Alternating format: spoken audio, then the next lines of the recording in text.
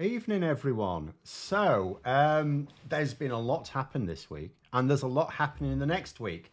So, I thought what we would do is we'll discuss what's coming up in the next week, as in looking at ahead, and then if people want to discuss things that have just happened as well, because a lot has happened in the last week, then we'll go over that in the second part as well. But I am just gonna because I am just gonna pick out one little comment here.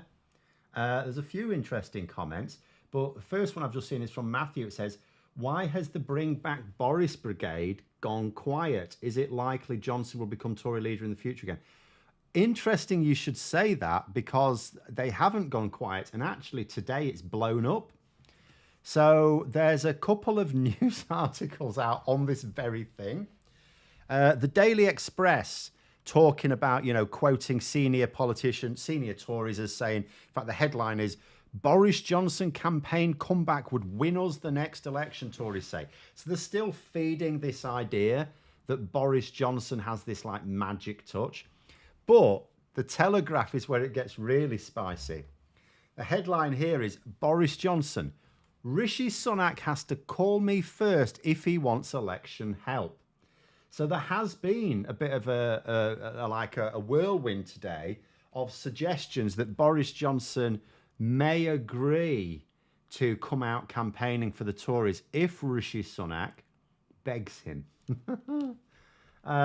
It's really quite bizarre. In all honesty, I mean, it's all just manoeuvring, isn't it? It's all just, posturing. Boris Johnson does not want to have anything to do with the general election. He doesn't want his fingerprints anywhere near it. As far as he's concerned, he's got his track record. He won the mayoral election twice for London, and he won a general election, and he wants that to be his record forever. He certainly doesn't want to he's a lazy man. He doesn't want to put any effort, does he? Does anyone really believe that Boris Johnson wants to put any effort into busting a gut for a campaign so that what? So that the person who stabbed him in the back can carry on as Prime Minister? There's zero way Boris Johnson wants to do that. At the same time, I'm quite sure he doesn't want to come across as, "No, I'm sulking. No, you do it yourself now." So I'm just going to move my mic a bit closer. So I would reckon that Boris Johnson's just sort of saying this, but he's put a caveat in so that then if he doesn't come out and help, it's like, well, no one really asked me. And if Rishi Sunak's, because actually I'm not sure Rishi Sunak's strategists will even want him to, but I am just going to point something out. I mean, I've said before, Rishi Sunak's strategists are absolutely dreadful. And I don't know whether anyone has seen this. So Bloomberg has had some interesting things to report today. Quite a lot of interesting things. But one of them, from Alex Wickham here, who says, so this is regarding, I know I said we're looking forward. We are looking forward, but I just want to, I can't miss this one out. So looking back at Rishi Sunak's gaffe, Boris Johnson level gaffe on Wednesday in PMQs. Alex Wickham here of Bloomberg says, "Number 10 aides quickly agreed to double down on PMQ's gaffe." Now, the way I was hearing reports at first, there was a discussion as to whether there should be an apology, and it was thought that Kemi Badenoch's intervention made it impossible. But this is saying that they quickly agreed to double down on the gaffe. Some saw a trans row as politically advantageous. It also then says other aides thought this was bad judgment.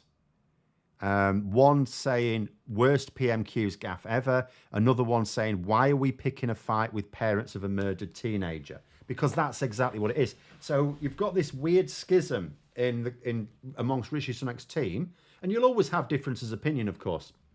But what it means is that Rishi Sunak's, the advisors he ended up listening to, are the ones who think it is a good idea to pick a fight with a murdered teenager's parents and to attack trans people. Now, you may say, well, I mean, this is what we come to expect of the Conservatives, isn't it? And it's like, yes, it is, in that there are Conservative MPs who think nothing of other people and think nothing of demonising very vulnerable people, making their lives much worse for their own selfish needs, right?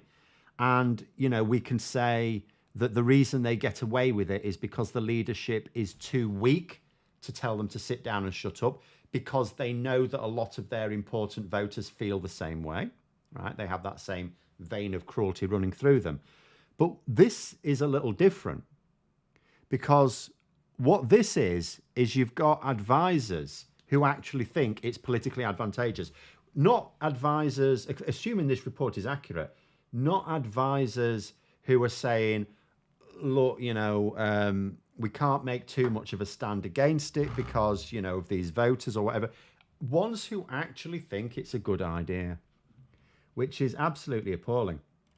Other bits of news coming out, of course, Rishi Sunak has said he's going to get out and about amongst the public. More often, he's going to get out and about at least 3 times a week visiting the public. Now, I have said in the past that he needed to do this a long time ago. He's not very well practiced at meeting members of the public. He's very bad at talking to ordinary people, or indeed anyone. And it's the sort of thing he should have been doing. I said last year, he should have been doing that. He should have immersed himself. There would have been problems. He'd have made cock-ups. Of course he would have made cock-ups. I mean, he has made cock-ups, but he would learn from them. So it's hard for me now to say, I'm not sure this is a wise idea. But at the same time, we're now too close to the election. Like, anything he does now is no longer practice. It's probably still, on balance, a good idea for him, because better that he cocks up now than, during the actual general election campaign itself, which may not be more than a few weeks away. But at the same time, he's far too close to it. The spotlight's on him. And think about what's happening this week. Just before I go through some comments, let's think about what's happening this week. The big event is Thursday. Now, there might be 2 big events. And I don't just mean because there's 2 by-elections. There are 2 by-elections. There's the Wellingborough by-election and the Kingswood by-election. That's going to be very interesting in a lot of ways. In other words, I know what I'm talking about for my first video on Friday. But there's another event as well. On Thursday, we find out what the GDP figures were for December. And it's very finely balanced as far as anyone can tell in advance. So, imagine the scenario. It's by-election polling day. People are going to the polls. What's in the news that day? Is it that we're in recession? Because we could be. This Thursday morning, it could be announced that we're in recession. Because remember, the way it was balanced is, we know in the 3rd quarter of last year, we had the economy shrunk. Slightly, not a great deal, but slightly. But it did shrink. Then in October, it shrunk. November, it bounced back a bit. So it's now on December. If I had to guess, I would guess that it fell back a bit. And I'll tell you why. This is not obviously definitive, but whenever I hear, because you usually hear the news a couple of months later, so we're hearing the December data in February. That's normal. It's a couple of months later, really. And I'll tell you why. And it's because whenever I hear that the economy's only grown a bit, or it's shrunk a bit, or something like that in a particular month, I'm never really totally surprised, because I obviously get paid with ad revenue, and mostly anyway. And that is basically an auction. And, it's a sign of how active the economy is as to how much money is spent on advertising. It's not a perfect link, but it's a pretty good one. And if I look at my rates last year, so in October, the rate dropped from... Now, I'll tell you what normally happens, because I needed to give some context here.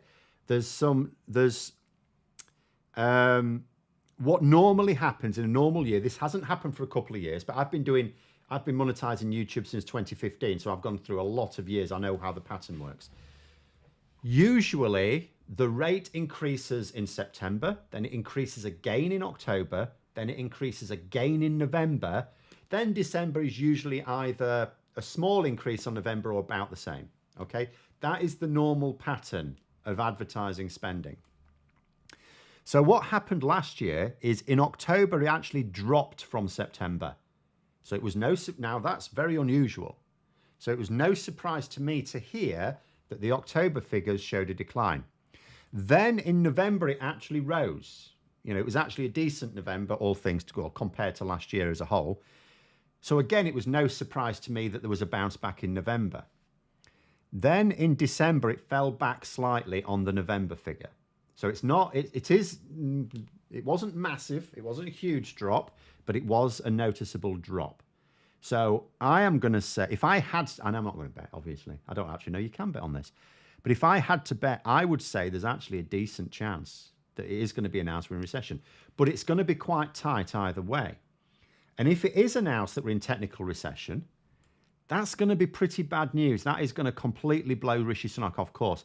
And what's that going to be like for the people who are going to the polling station, haven't made their mind up yet? Oh, now we're in recession. Oh, yeah, that's it. There might be people who are thinking, all right, better the devil you know. And then they hear recession. Oh, no, that's it then. So there could be a few like that. That could be really interesting. Anyway, I'll go through a few little comments. So, Phil, are you planning to build Rishi Sunak gaff of the day into my schedule? 3 events a week means at least 3 terrible hello there, peasants. Shall we have some common people food moments? I mean, if he's got any sense, he will restrict the number of times he actually talks to the public. Just because he says he's going to talk, like last year, for example, he did these things called PM Connect, where what he would do is he would go to a workplace. It could be like an Amazon warehouse or whatever. He'd go to a place of work and talk to the assembled staff there. Now, that's more of a captive audience because they're not going to cause trouble, are they? Well, there will be known troublemakers. The managers will know who the known troublemakers are and not allow them to be in the audience. So the ones in the audience are the ones who basically don't want to cause trouble at work. Completely different to when you're out on the street, like that lady was when she was talking about the NHS and he laughed at her. So yeah, it is one of these weird things. Like Rishi Sunak does in the election, if he's going to take the election seriously, he has to go out onto the street. He has to talk to people on the street. So in a way, doing it now is better than waiting until the election when he's sort of going to have to. At the same time, he should have done it a year ago. I mean, apart from anything else, a year ago, he wasn't that badly thought of. People were still recovering from Liz Truss. They were pleased that someone who seemed vaguely sane and sober was in charge of the country. So Rishi Sunak still had a lot of cred going for him, and now he's lost it. This is not the point. This is not the time to be practicing his lines. But it may well be that if he is going to do this, that yes, I have to have a video every week of, right, here's Rishi Sunak's top 10 cock-ups this week. It might be that leading all the way to the election now, this is what we're going to get. Anyway, I'll catch up with a few extra comments here. Just had a Tory comic put through the door, chase the deliverer, ask him if they could read the big no Tory leaflets on my door. Well, I mean, obviously they're told to post through the letterbox. I mean, just goes in the bin. I don't mind them coming round. I would give them short shrift if they're trying to talk to me, but I am actually wouldn't be too mean to a Tory activist because if it was the candidate themselves, that's different. They're fair game. An actual activist, I mean, I've gone door knocking. I don't like it when people are rude to you. So I wouldn't be rude to someone just because they're a Tory activist.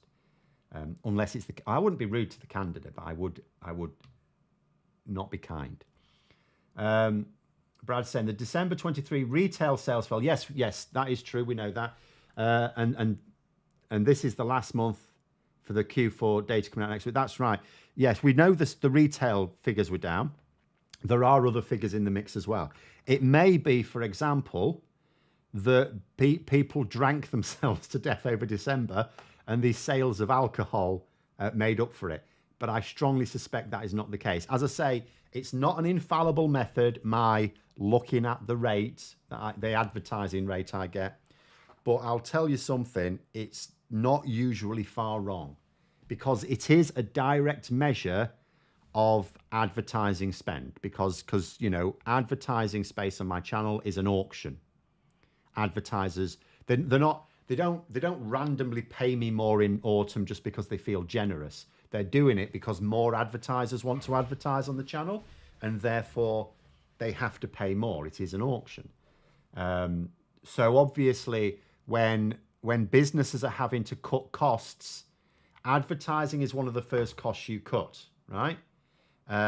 So when advertising revenue goes down, it's because sales are down, or expected sales are down, because obviously advertising is for future sales. It's, for sales you hope to get in the next few weeks.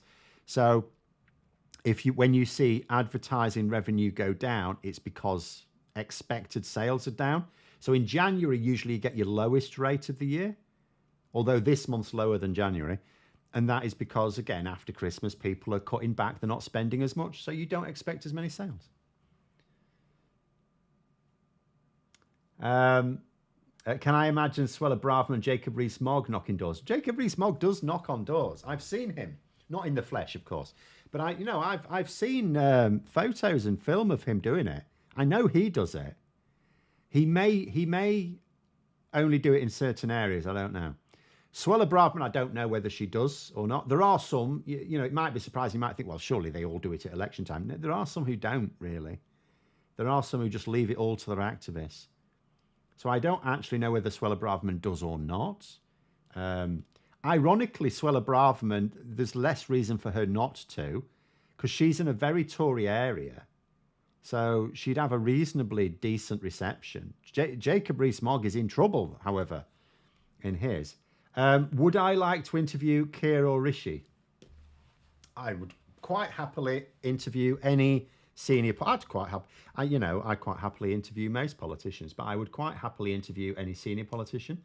I'm not sure either of them want me to, if I'm going to be completely honest. Because I would have, if I were to interview Keir Starmer, I mean, don't get me wrong, obviously I am a Labour member. No one's going to believe I'm giving him a real grilling. But I would have questions that he might not want to answer. I would have questions. I don't see the point in me just play acting and giving him the questions he wants. Although I would be happy to do a few of those as well. Matthew saying, I'm conflicted on Johnson's effort to sabotage Ukraine peace talks. I mean, Boris Johnson, really, no one should be paying attention to him anymore. He's just a guy who lives in, like, Henley, the posh part of the south of England. There really shouldn't be anyone paying a great deal of attention to him. The reason he's in the papers all the time is because he's, they want him back. They want him back, that's all. So they keep his flame alive. But, in any sensible country with a sensible media, they wouldn't even be talking about him unless some event happened that was to do with his time in office. It will act as a good way for Starmer to justify more moderate promises. Yeah, that's a sore point with me, that one. We've just ploughed into another Tory recession. We don't have the inside info on how bad, but we're assuming they're lying. They could indeed do that. Yes, they absolutely could do that. That being said, I still don't think that decision last week was a good one. And, people who watch my channel for a long time know that I am the first to say that if a policy is going to cost you votes, then I am okay with it being watered down. I understand that you've got to win an election, otherwise you get no policies.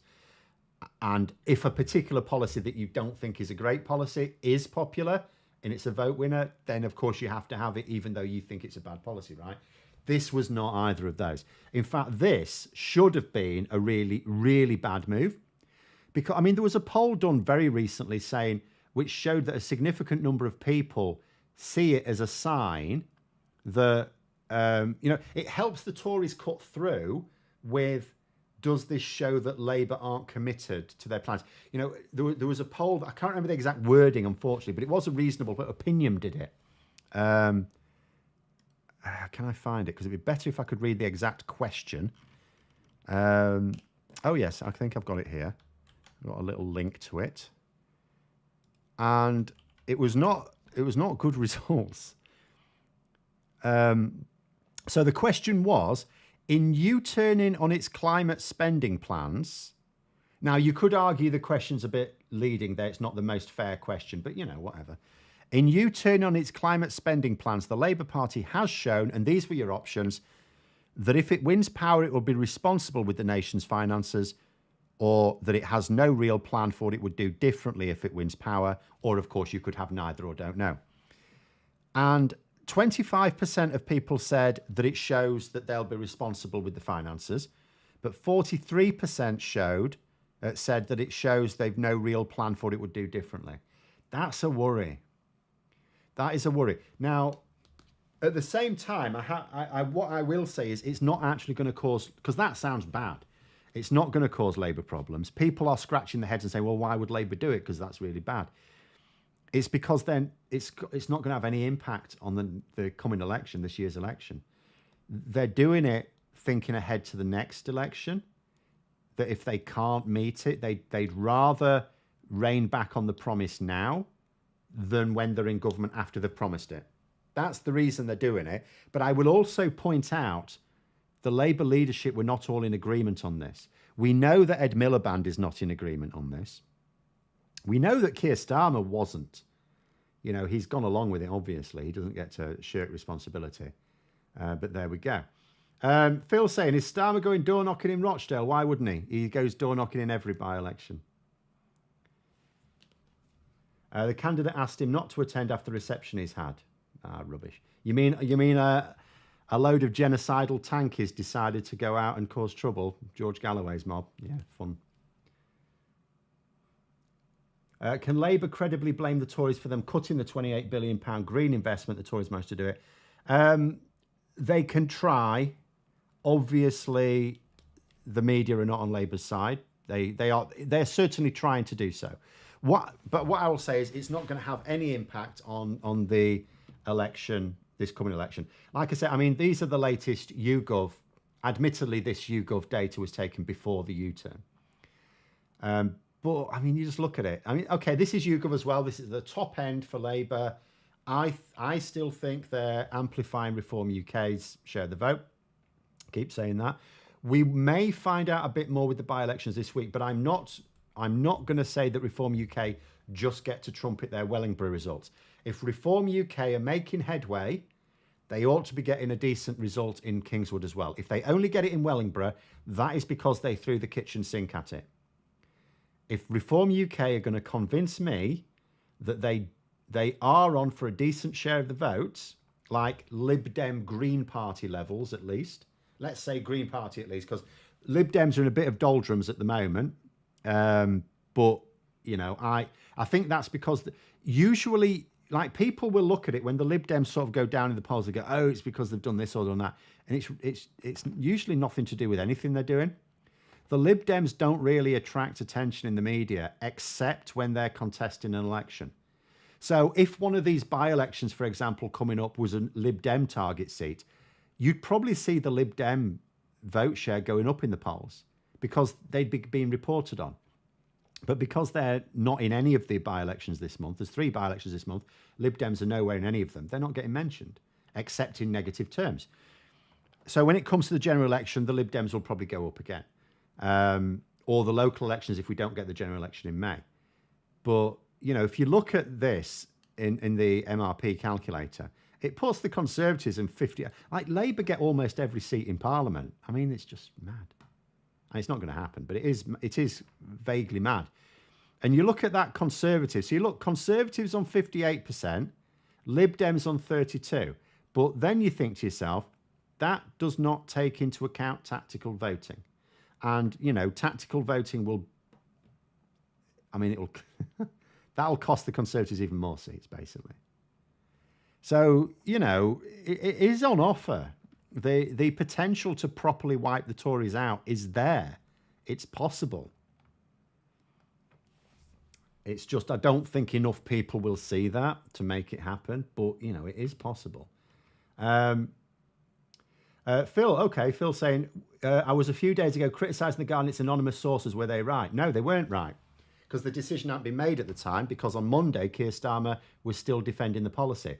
What's happened, if you actually read the reports properly, is there's been a lot of, you know how we have with the Tories at the moment, you've got lots of Tory MPs briefing against their own leadership and things like that.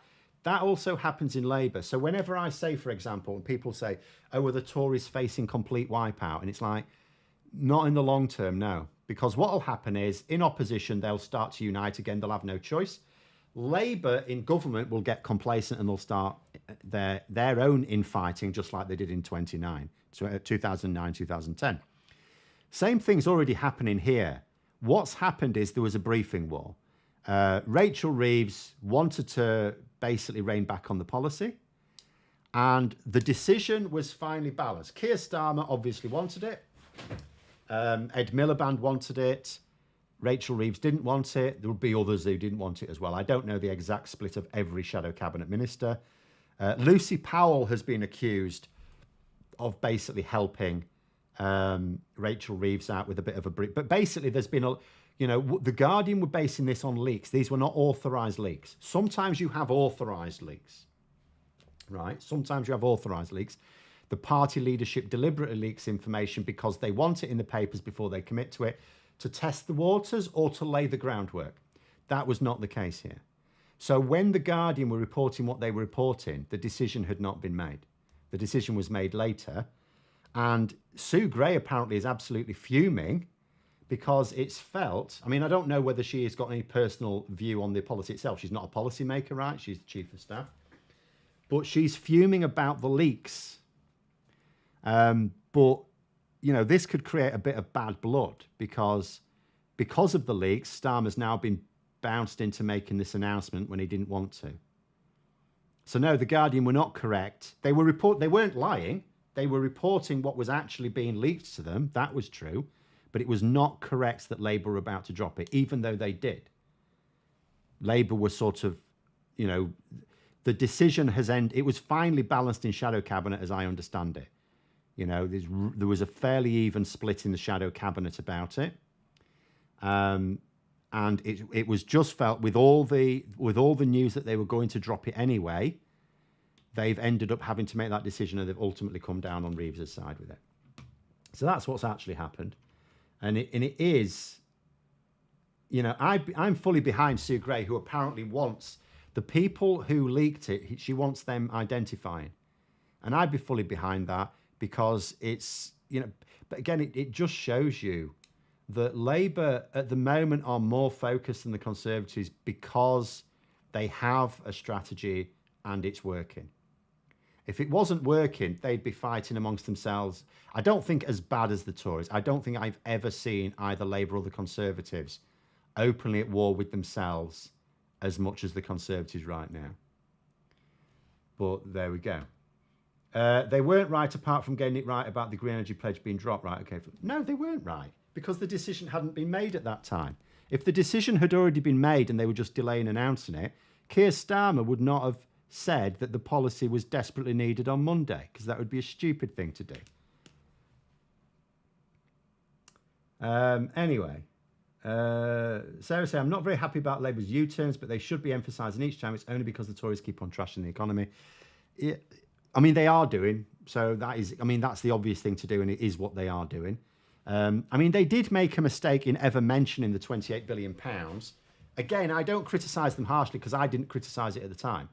There were two problems with the £28 billion ever being mentioned. The first is that they did it. It was 2021, wasn't it? Correct me if I'm wrong. I'm pretty sure it was 2021 it was announced. It was at the Labour Party conference. So that was probably a year and a half at least before there would be an election. And in all likelihood, it was about 3 years, potentially 2.5 to 3 years before the election. They shouldn't have put a figure when they knew that the economy was going to be going through rough time. They should not have been putting a figure on it, you could argue. I don't judge them harshly for it. But the second cock-up, and this was a massive cock-up. So they announced £28 billion to be invested, right? So you naturally assume they've got £28 billion a year of investment plans, right? But wrong, they don't.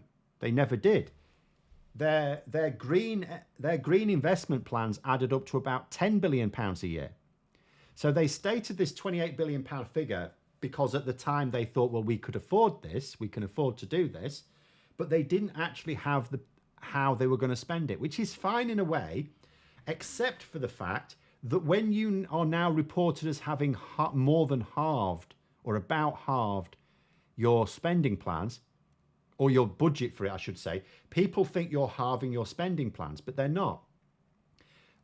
If I'm trying to think what's actually, there's only two changes that I'm aware of. People can say if they're aware of any others. I'm going to wait for the dust to settle before I find out exactly what's changed.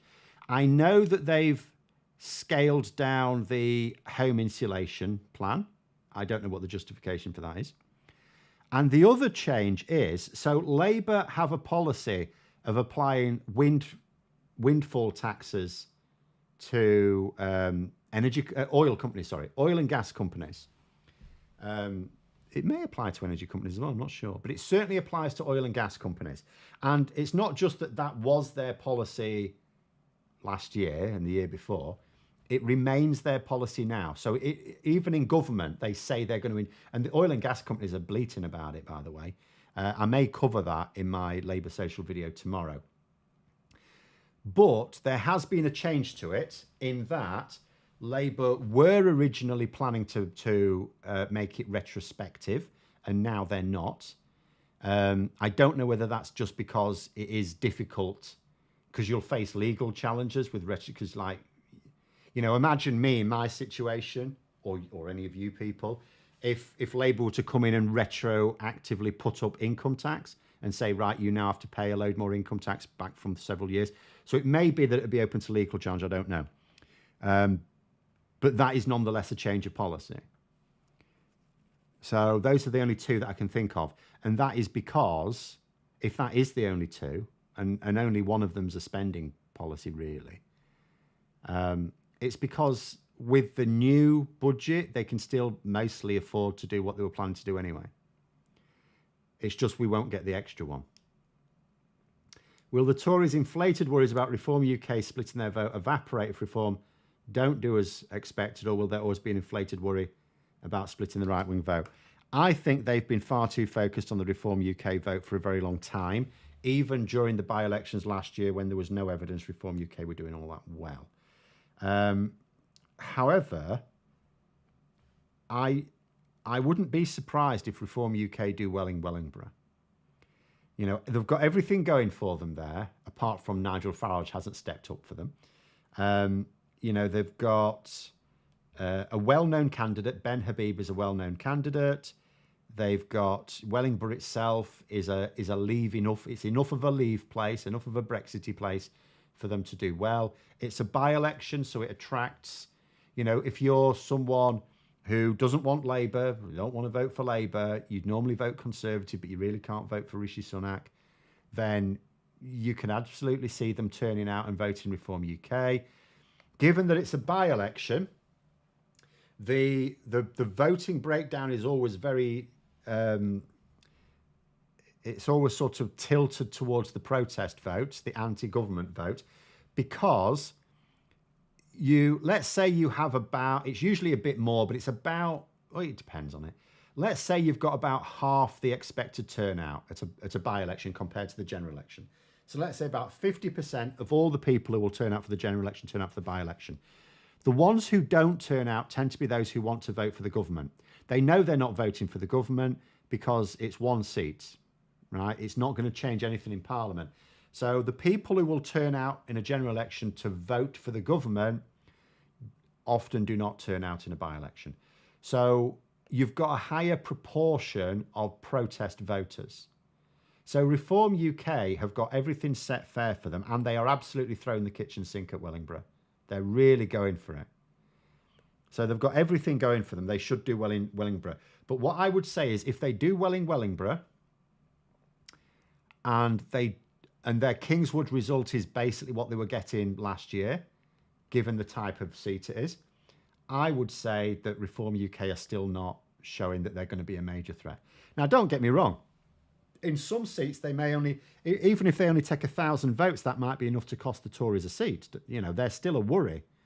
But if they So for me, for Reform UK to be a concern to the Tories, rather than just the perception of a concern, they have to do well in both Kingswood and Wellingborough. So we'll see. Anyway,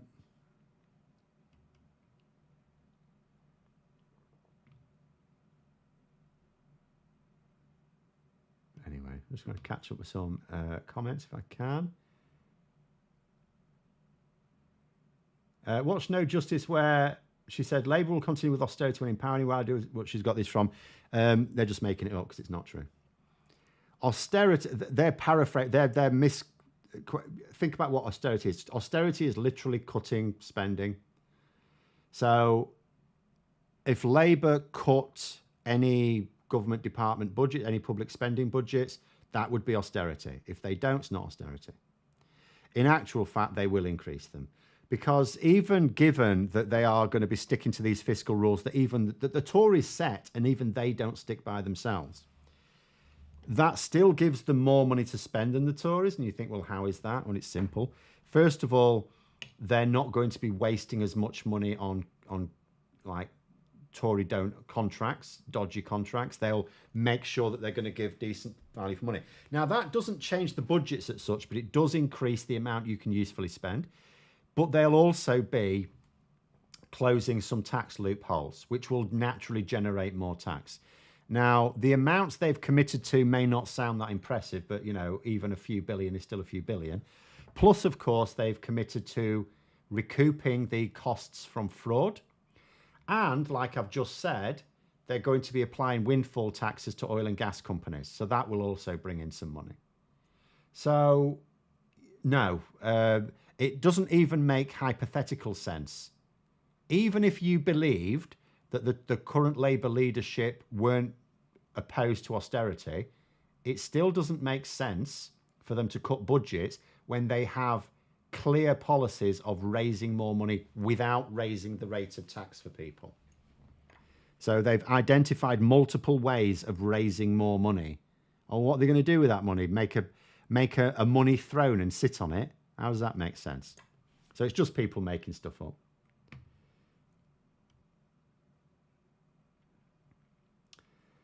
Martin said, I know Wellingborough fairly well. I'd expect Reform UK to do well there. Yeah, it's absolutely set up for them from what I can tell. It's just that if, let's say they get about 12, 15%, I don't know, in Wellingborough, it's possible. They will obviously go, oh, look, this is up. We're here now. The polling is accurate, blah, blah, blah. But if in Kingswood they get like 3%, I'll still be saying, no, mate. This is why, do you know what? When the Kingswood by-election was announced, because we already knew Wellingborough was going to happen, then the Kingswood by-election was announced, or the MP was standing down. So we knew there was going to be a by-election. Reform UK initially said they wouldn't stand a candidate. Now, I thought that was sensible because I would say if they're going to stand in both, I mean, they'll have to, it's like dividing their forces a bit, whereas they want to concentrate, they want to get the best possible result in Wellingborough. But, you know, so, but they did then fairly quickly U-turn on that. I think it was about a week later, and say that they're going to stand a candidate now. So, to my mind, if they want to be credible, they need to do well in both. The biggest question for Labour is how they intend to create growth, because they seem to have ruled out anything which might achieve it. It's not an unreasonable assumption to jump to after last week, certainly. But it is still the case that they are investing more than the Conservatives. Basically, when we're talking about the fact they've scaled back their investment plans, they've scaled them back compared to Labour 2021, not compared to the Conservatives. There's still way more investment than under the Conservatives. And if the Conservatives can have an economy that's not really growing, but it's stagnant, it's not really shrinking either, even if we might end up in recession, or we might have already ended up in recession, we just don't know it yet till Thursday. That is, you know, so if you're going to flatline with Conservative policies, then inevitably you're going to create growth with Labour. Now, is it good enough growth? No, not in itself.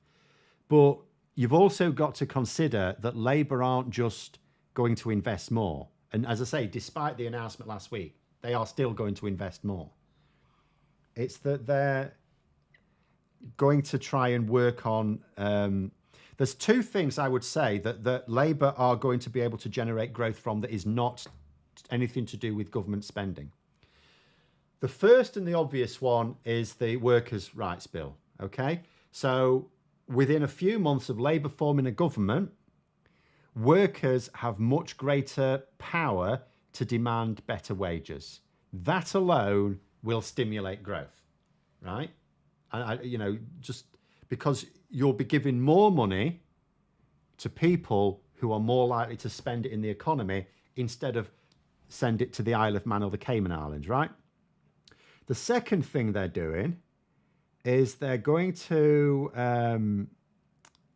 try... I mean, this will be more difficult and probably will take longer, but they're going to try and chip away at some trade barriers, sorry. The biggest one will be the sort of Pan-Mediterranean Convention,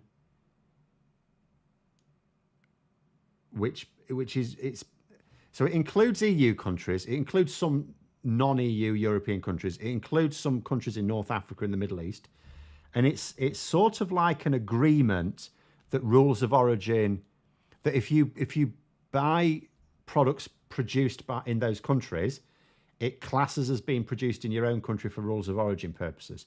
So it doesn't get us out of rules of origin requirements when trading with the EU, but it makes it easier to meet them. That is something we could do quite quickly. We could get started on straight away. There's no real reason for us not... Stella Creasy, Labour MP, is convinced that they're going to do that really quickly.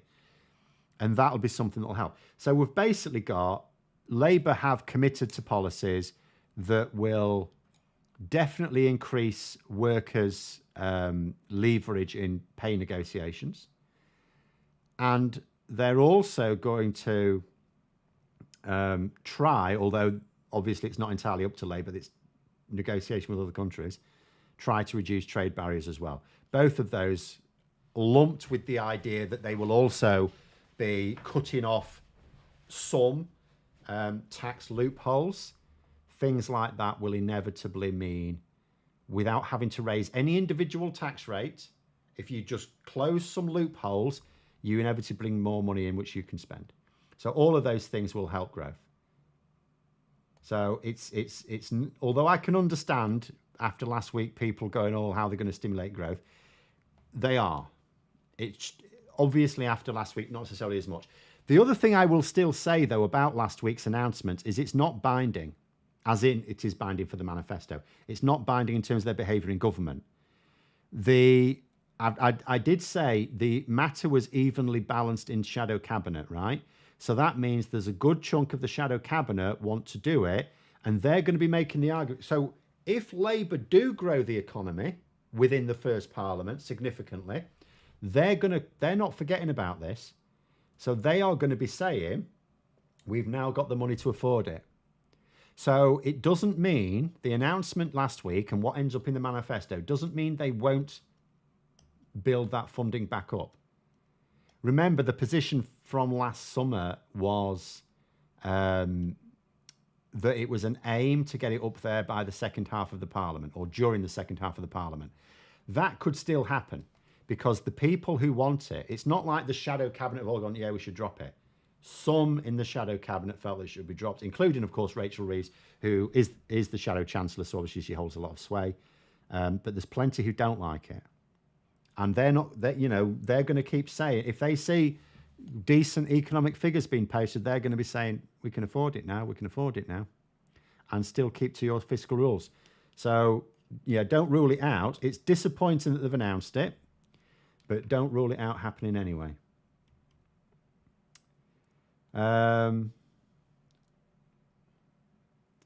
Gibraltar could end up as the biggest exporter of food to the UK if they play their cards right. I mean, they're not a large territory. That would be That'd be an unwieldy amount of traffic passing through Gibraltar ports, I would have thought. So I'm not sure about that. And I'm not sure what benefit they really get from it. But there we go.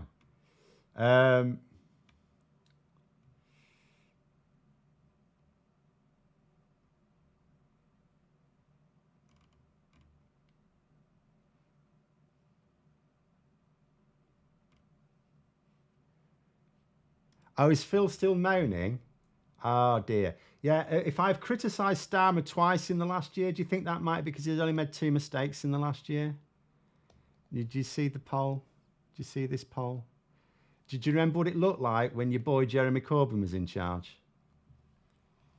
But there it is. Right, anyway, on to other things. Anyway, because we'll go back to that original question about Boris Johnson, because it is an interesting one. And because the question is, does Boris Johnson want to come back as well? Does he want to come back in opposition? Obviously, he never wanted to leave as Prime Minister. And he might be deluded enough to think he can win an election.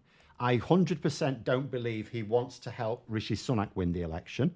So anything he's saying now is purely of course I'd love to help the Conservatives out. Yeah, of course I'm not just thinking of myself. But he will 100% not help the Conservatives out. The question becomes, what is he after? Or is he after anything? Does he like the fact that he's now, he looks much fitter. I don't know about healthier, but he looks much fitter. He's leaner, certainly. So he may be enjoying life now where he gets to go off, make speeches, earn a fortune, go back to his nice big house in Henley.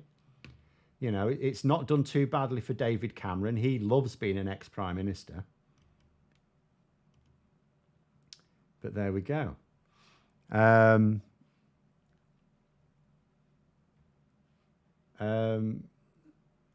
Not Boris back.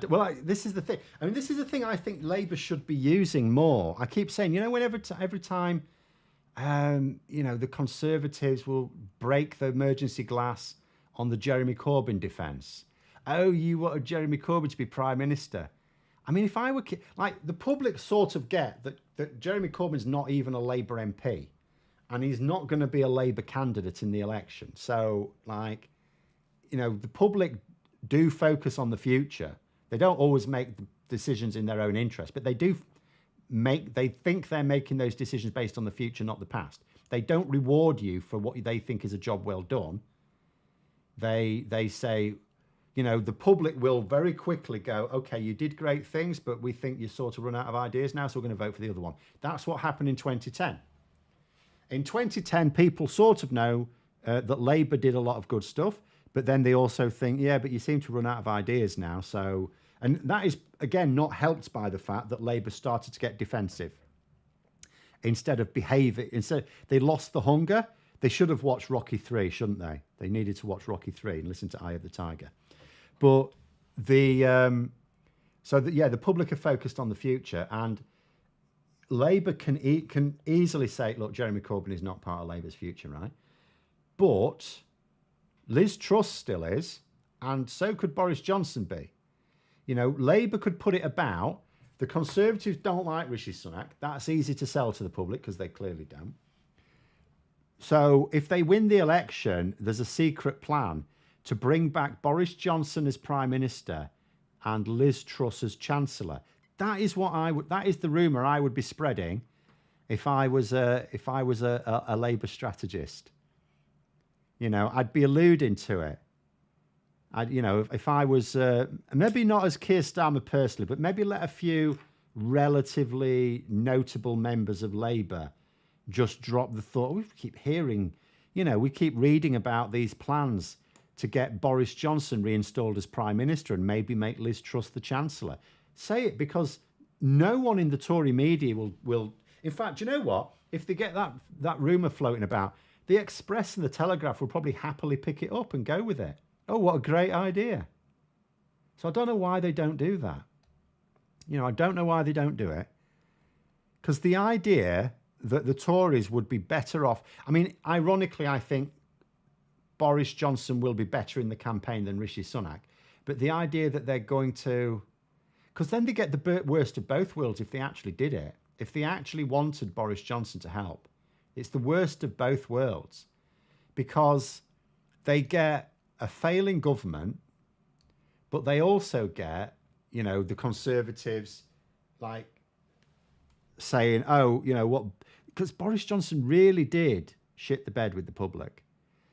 All those people who lost who lost loved ones or suffered in some other way because they followed rules that Boris Johnson didn't. I mean, that hurts for a very long time. It doesn't blow over after a couple of years. And if the Tories try bringing him back, it would just show, like, put it this way: if Rishi Sunak actually wanted, and he wanted Boris Johnson to come back and admitted to say so, Labour would be rubbing their hands with glee. Because at the moment, Rishi Sunak is actually a decent asset for Labour.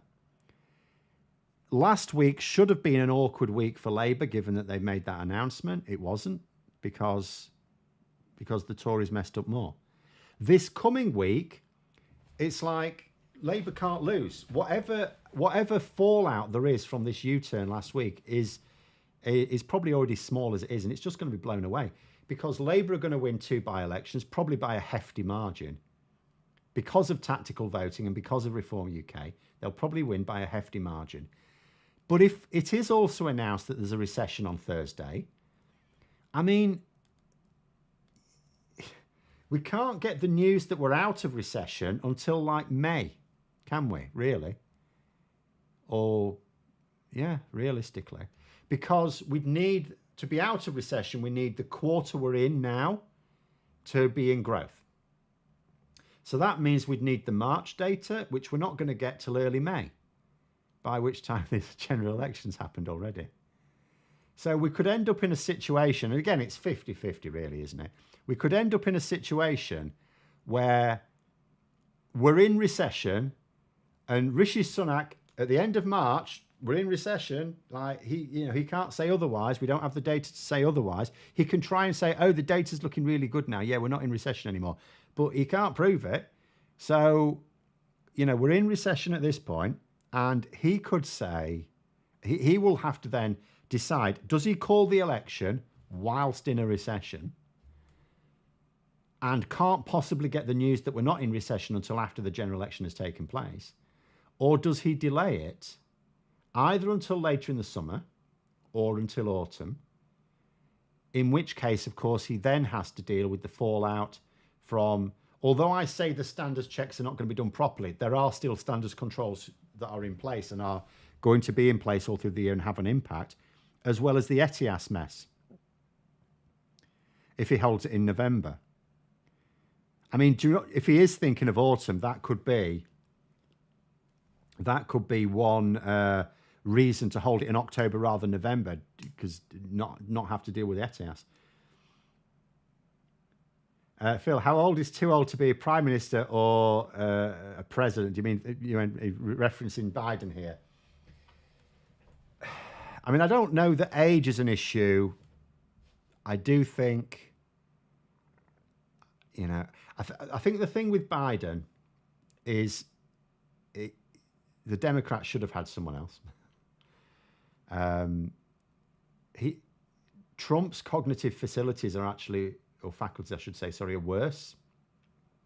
Like, Biden just keeps cocking up. He keeps cocking up, but he's not doing anything that Trump didn't do as president. It's just that the media ignore the fact that Trump has far lower cognitive abilities and amplify the hell out of Biden's.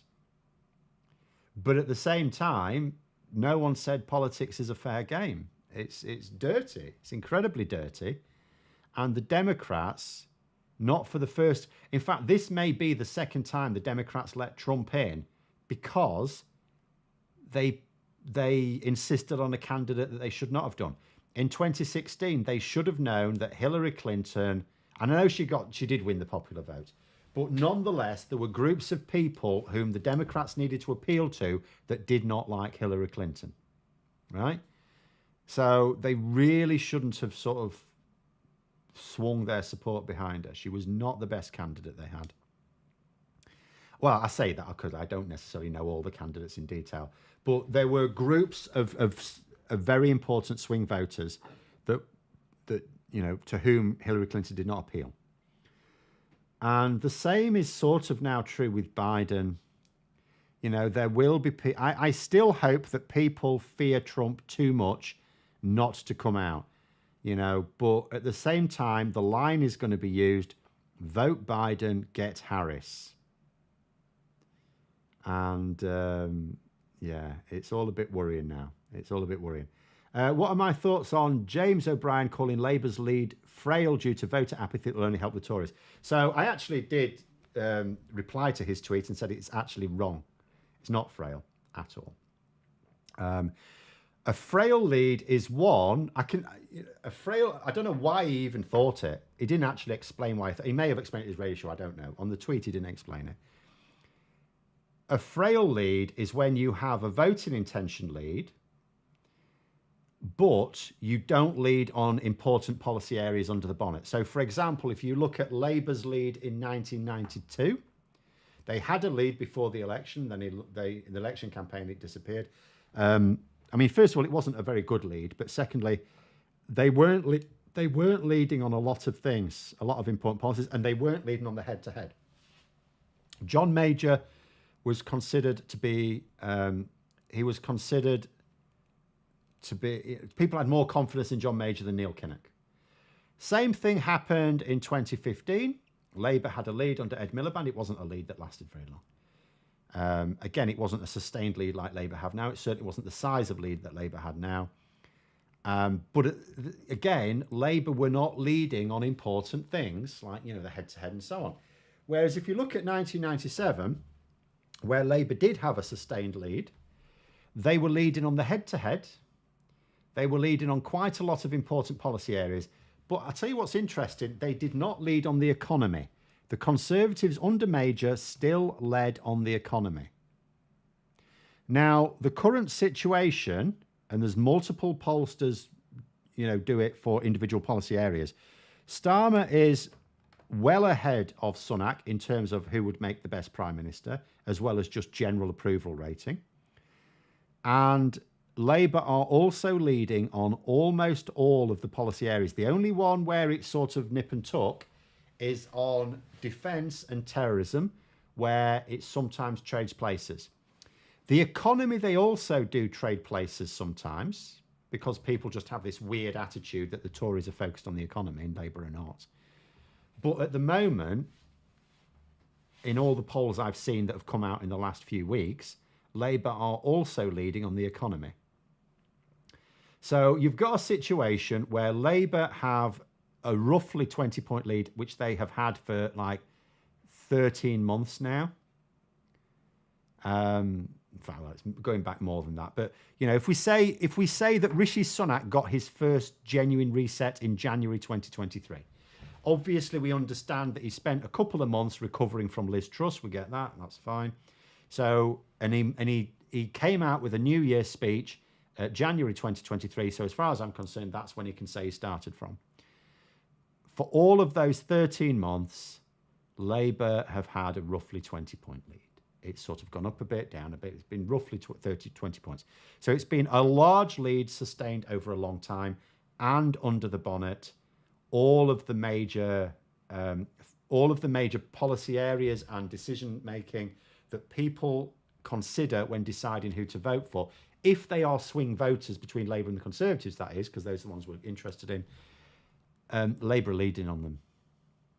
And we also know, because that's just the national picture, we also know that the individual MRP polling in Labour's top target seats, the ones they need to win a working majority, we know that Labour are leading the Conservatives in those by a larger margin, a greater margin than they do nationally.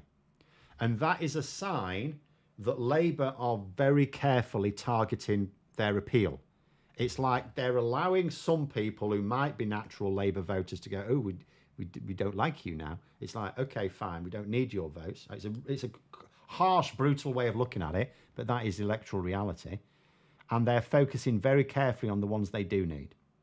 So on no level, and you will not see any independent pollster saying, I think I'm right in saying, that Labour's lead at the moment is brittle or weak or shallow or anything like that. It was a year ago. A year ago, you could definitely make that assessment. But certainly since the end of summer, that has not been the case. After the conference season, where it was a bit of a disaster for the Tories and Labour did, even though Starmer's speech was interrupted, they went with it. They came away with that really strongly. And they've not looked back since. So, no. James O'Brien is think he made that call to counter complacency. Well, he shouldn't be doing that. I mean, he's a commentator. I'm going to assume he's made the comment because he believes it. I don't think commentators should. I I openly support a political party. I don't think James O'Brien does. He obviously openly supports a particular way of thinking politically, but not necessarily an individual party. I openly support Labour. But at the same time, as a commentator, I would not deliberately say something I did not believe was true to people, because that's wrong. That's for Labour to do. If there's any dirty tricks to be played in Labour's favour, it's for Labour to do it, not for me, and not for James O'Brien. So I'm going to assume he believes it. I just think he's wrong. And again, bear in mind, most political commentators don't have a maths background. I always hesitate to promote my own because I had a shocking cock up on Twitter yesterday, but I do have a maths background. And when I'm not brain farting, my brain does work. But there it is. One Angry Pagan just saying there, just to finish off with the Biden thing, I've been pretty impressed with Biden myself. I have, in terms of what he's done, he's achieved more than I thought he would.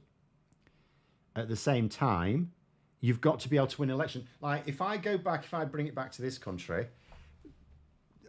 in my lifetime, if you were to ask me who was my preferred prime minister, it was Gordon Brown. Of all the prime ministers we've had, I know as a Labour supporter, I've had the choice of two, but Gordon Brown was by far and away the person I thought was the best prime minister. But I did not think it was a good idea for him to lead the party because he was not a good campaigner. And if you cannot win an election, you don't get to be prime minister. So, I think Gordon Brown was the best prime minister we had. I think he got things largely correct, especially during the banking crisis. If people could have seen a parallel universe where we had the same impact, where the Tories had been in power for the years leading up to it and the years of that crisis, we would have seen actually Labour should have been in power. But if you can't win an election, you don't get to be prime minister. It's that simple. So you have, and I got stung by it. Well, I didn't get stung by it really, but I had a chastening experience in 2015 because back when Labour were choosing the replacement for Gordon Brown, I thought to myself of the Miliband brothers that David Miliband would be the better campaigner, but I thought that both of them would be all right, and I preferred Ed Miliband as a prime minister, right? And ever since then, if you're going to ask me who I would support as Labour leader, I will no longer factor in whether they're more aligned with me on policy or not. I will never factor that in anymore. I've learned my lesson. I will base it on one criterion. Who is the most likely to win an election? Because it wasn't really a huge error because obviously I didn't decide the matter. But just the thinking caught me out and it taught me a lesson. I behaved as if either of them could win the election. And therefore, I picked the one that I thought would be the best policymaker. Whereas now, my attitude is no. I do not. I work on the assumption that all of the available candidates are going to lose the next election. So I pick the one who is most likely to win. So I pick the one who is most likely to put up the best fight, because I work on the assumption that they're all on for losing it. Or if you like, I work on the assumption that only one of those candidates is capable of winning the election. Which one is it? However you like to think about it. That's what I will, and that is what I will do for the rest of my life now, because that is the only way to do it. You know, it's like with anything else, whether you're voting for a party leader or whether you're voting for a party in an election, if you vote with your heart, you're probably going to get a kick in the balls. You know, you need to vote with your head. Well, you don't need to, you vote how you like, but, you know, my attitude is vote with your head. But there it is. David Miliband had less personality than Starmer. No, I don't think he did at all. He wasn't like, he was a bit smarmy. That was my issue with him. He was a bit smarmy. I have a few issues with him since, but I didn't know that at the time. I didn't like the way he cut and run, and I applaud Ed Miliband, who absolutely did not cut and run. I mean, if you look at Ed Miliband, so I was right that he would have made the best prime minister, a very humble figure. He's stayed, and he's dug in, and he's helped out. And, you know, even though he will have been grievously disappointed with that U-turn last week, he hasn't had a strop. He's not issued any briefings. He's not been getting people to leak briefings against the people arguing against him. You know, he's been, you know, a paragon of virtue. But I would not want him to be leader in the future either, because he is still not. He's still Ed Miliband. He's still not a good campaigner. He may have learned some things, but he's not. I don't think Starmer is a great one either, but, you know, he's had enough qualities to compensate. But yeah, when it comes to replacing Starmer, for me, it will be, I will work on the assumption that of the candidates presented to me, I'll work on the assumption only one of them is going to win the election. It's like, imagine a genie saying to you, or someone who can see the future saying, only one of them is capable of winning the next election. So I will base it purely on which one I think is going to run the best campaign. But there it is anyway. I'm waffling on. What was the mistake I made on Twitter? I'll do this one last. I will just tell you, I'll say how it happened as well.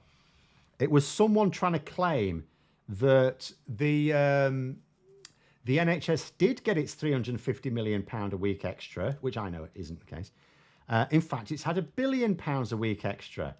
And I had a complete brain I was getting ready to do the Labour social stream with Graham yesterday. So I was like, and I thought, well, if it's like £1 billion, if you're saying £1 billion a week, then that's like, they'll be getting like £520 billion a year, which of course is, no, there's 52 weeks in a year.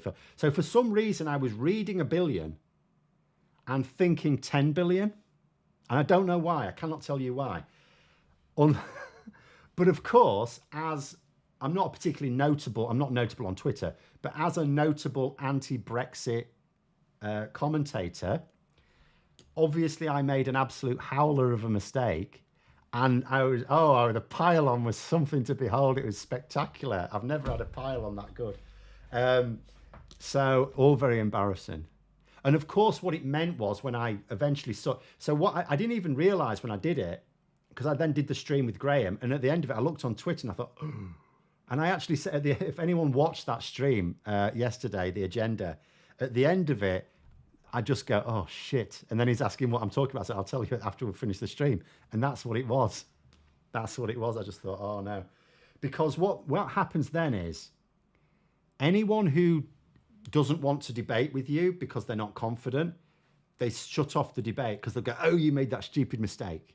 And therefore that's a reason for them never to listen when you correct it and still say, no, but I'm still right. Sorry.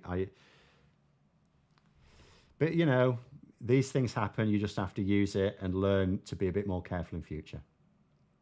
But there we are. We've gone well over time, I'm afraid. Thanks for coming on, everyone. We'll be back on again next week when we may have some by-election results to discuss. But have a good evening, everyone. And until next time, I'll see you later.